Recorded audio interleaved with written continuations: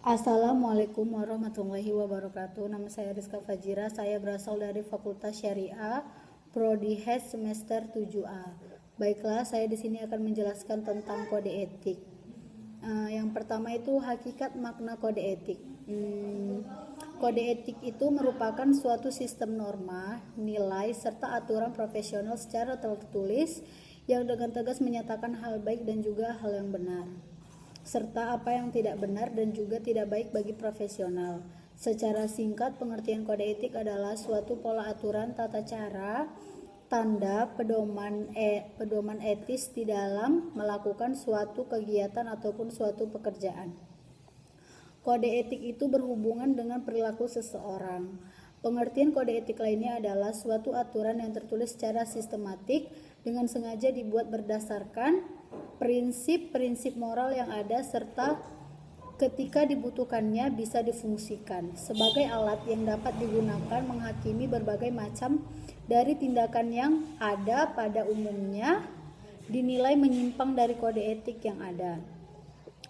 Yang kedua itu ada tujuan dan fungsi kode etik.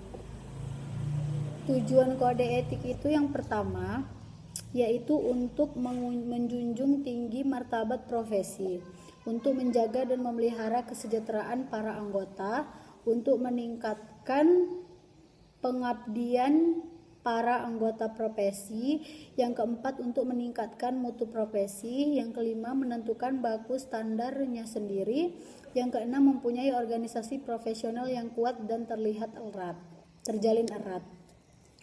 Yang selanjutnya itu ada fungsi kode etik itu ada 3, yaitu yang pertama melindungi suatu profesi dari campur tangan pemerintah, yang kedua mencegah terjadinya suatu pertentangan internal dalam suatu profesi, yang ketiga itu melindungi para praktisi dan kesalahan praktik suatu profesi. Yang ketiga itu ada penegakan kode etik. Berpijak kepada teori penegakan hukum Suarjono Suekamto, faktor-faktor penegakan hukum atau yang lebih dikenal dengan istilah law enforcement, yaitu ada 5, yaitu yang pertama faktor hukumnya sendiri, yaitu peraturan perundang-undangan yang berlaku di Indonesia. Yang kedua itu ada faktor penegak hukum, yaitu pihak-pihak yang membentuk maupun menerapkan hukum.